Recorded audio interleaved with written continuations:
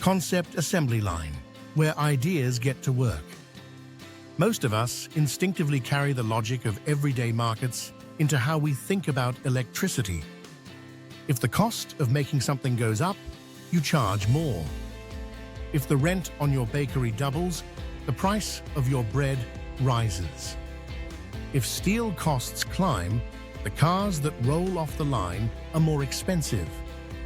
It feels natural to assume that if solar panels or wind turbines become more expensive to build, their operators can simply raise the price they charge to the grid and everything will even out.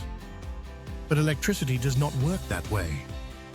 The grid doesn't pay producers for their costs, it pays them based on who else is running at the same time.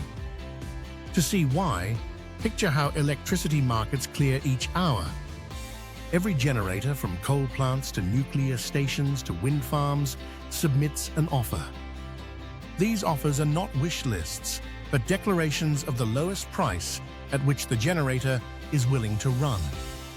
Fossil plants base their offers on fuel costs and the wear of operation.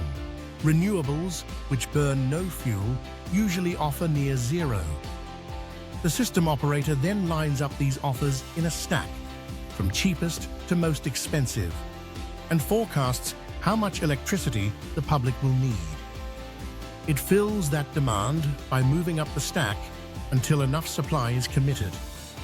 The catch is that the very last, most expensive unit needed to meet demand sets the price for everyone.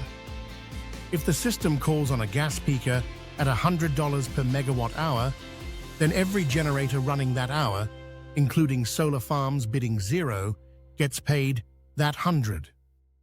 In this kind of market, renewables have little incentive to bid above zero. They could try. A solar farm facing higher financing costs might think to raise its bid to $20 per megawatt hour. But in most hours, demand would already be satisfied by zero-cost renewables, nuclear, and cheap gas. The solar farm that bid higher would be skipped, and every skipped dispatch is lost revenue because sunshine cannot be stored and sold later.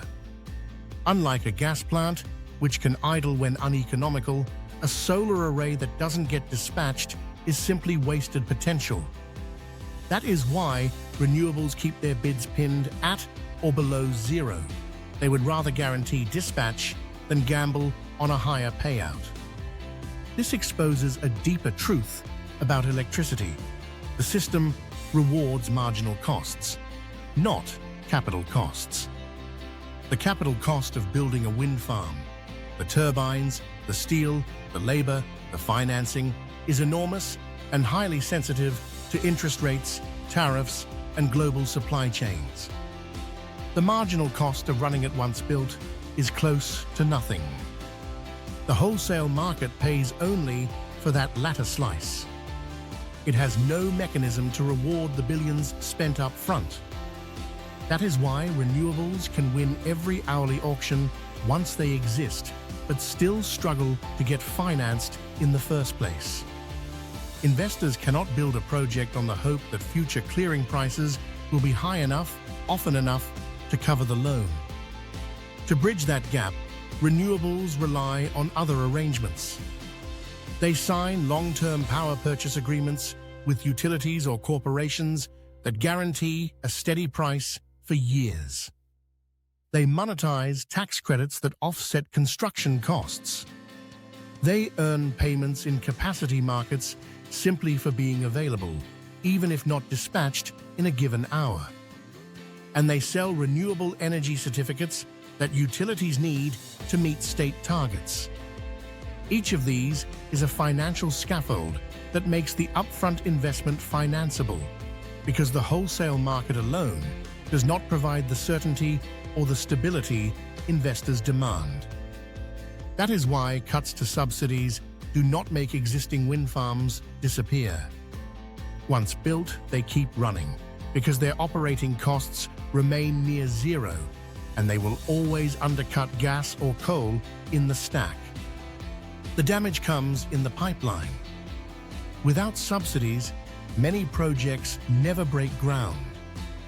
And that absence only shows up later when demand has grown from electric vehicles, heat pumps, and data centers, but the supply stack has not thickened at the bottom with cheap, renewable capacity. When that happens, the grid is forced more often to climb into the expensive part of the stack, leaning on gas peakers and volatile fuel markets.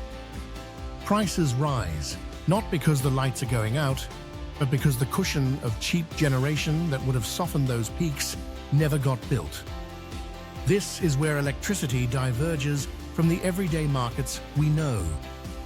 In most goods, the price you pay reflects both the capital invested in making it and the marginal cost of producing it. A loaf of bread has the oven and the rent baked into its shelf price. Electricity does not work that way. The price you pay reflects only the marginal unit needed at that moment. The capital costs of building the system that delivers it, the dams, the wires, the turbines, are recovered elsewhere or not at all. Without deliberate policy scaffolding, underinvestment is the natural outcome. And that brings us to the core policy lesson. When leaders claim that cutting renewable subsidies saves taxpayers money, they are missing the real consequence. It does not lower the cost of today's power. It starves the future of supply. That thinner supply does not mean blackouts tomorrow. It means higher bills, more volatility, and less competitiveness a few years down the line. The irony is that renewables will still bid zero and still get paid the same clearing price as everyone else. But with fewer of them on the stack, the system reaches for gas more often, and the whole country pays the difference. This is the paradox. Renewables do not need subsidies to win the daily dispatch game. They need them to get built in the first place. Cutting that support doesn't punish the present, it mortgages the future. It is the difference between building permanence into the grid and leaving it fragile to the whims of fuel markets. What Trump keeps calling the Green New Scam is something so transformative he can't or won't comprehend it. Energy creating resources that work for free once employed challenge the last man in business model of legacy carbon energy.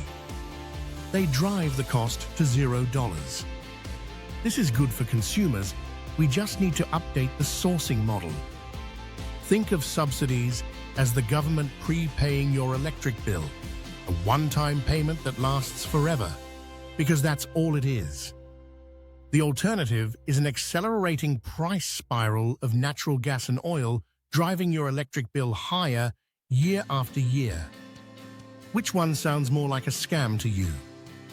This story about capital costs, marginal costs, and the market stack explains why subsidies matter today.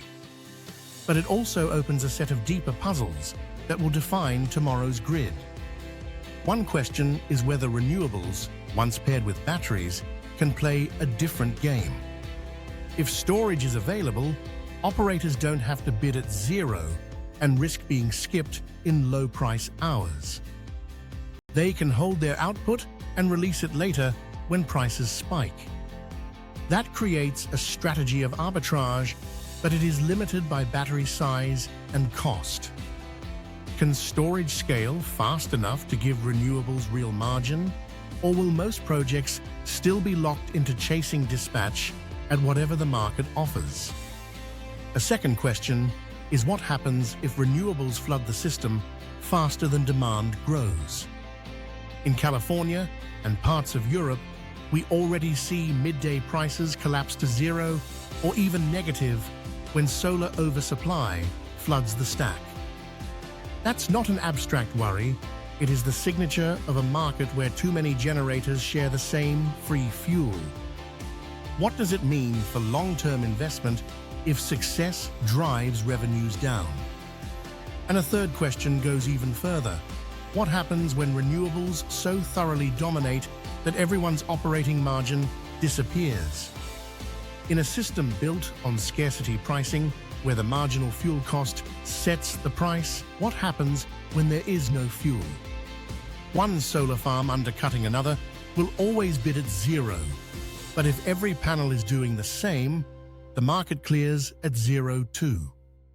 At that point, electricity abundance doesn't just lower bills, it breaks the pricing model the grid has relied on for decades. These are not today's problems, but they are tomorrow's. They show that policy scaffolding is not a temporary crutch, but an essential part of building permanence into the system. Subsidies don't just close financing gaps in 2025. They are the tools that buy us time to redesign markets for a world where free fuel is no longer the exception, but the rule. Please subscribe to keep the content coming. It costs you nothing, but makes all the difference.